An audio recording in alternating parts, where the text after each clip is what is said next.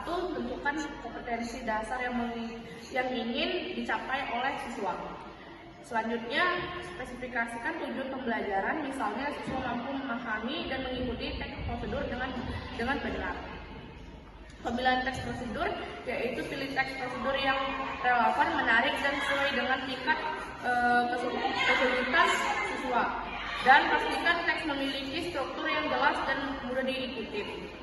Penyusunan materi pembelajaran yaitu buat rangkuman teks prosedur dalam bentuk poin-poin penting. Siapkan media pembelajaran yang akan digunakan seperti audio, rekaman, dan lain-lain.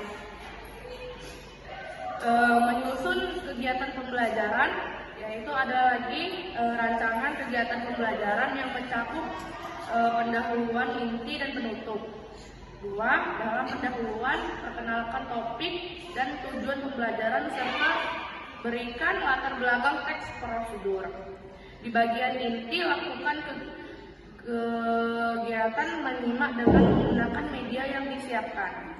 Dan terakhir, ditutup dilakukan refleksi dan evaluasi pemahaman siswa.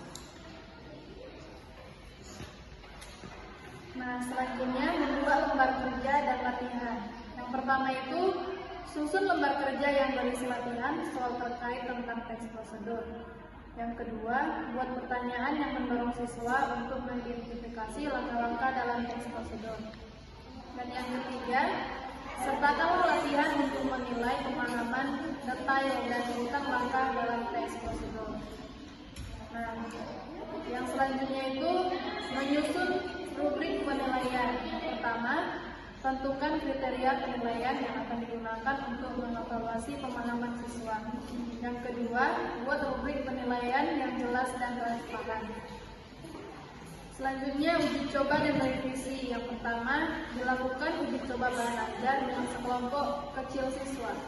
Yang kedua, minta umpan balik dari siswa dan guru untuk mengetahui kelemahan dan kelebihan bahan ajar. Yang ketiga, revisi bahan ajar berdasarkan umpan balik yang diterima. Dan yang terakhir itu penerapan di kelas. Yang pertama, terapkan bahan ajar dalam kegiatan pembelajaran di kelas. Dan yang kedua, pantau dan evaluasi efektivitas bahan ajar selama proses pembelajaran berlangsung. Baik semua, jadi kami telah selesai menjelaskan tentang langkah-langkah dalam bahan ajar kami. Kami ucapkan terima kasih.